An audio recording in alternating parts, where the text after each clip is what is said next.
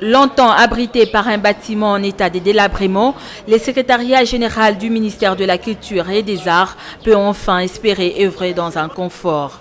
Depuis 2005, ces bureaux ressemblaient à des dépotoirs et maintenant, c'est des belles robes qu'ils pourront revêtir. La pose de la première pierre pour la construction d'un nouveau bâtiment en est la preuve.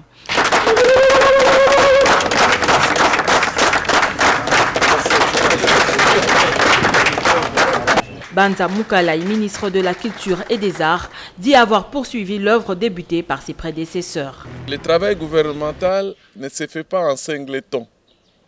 C'est un travail en chaîne. Je ne suis qu'un maillon d'une chaîne. Et ce travail, j'en ai hérité. Je l'ai trouvé en chantier. Et comme on dit dans l'histoire de l'État, c'est la continuité de l'action de l'État. Je l'ai poursuivi. Et je voudrais qu'il s'achève correctement. Ces travaux vont durer 4 mois, indique le directeur technique de la société de construction. La durée prévue selon les cahiers de charges est de 4 mois.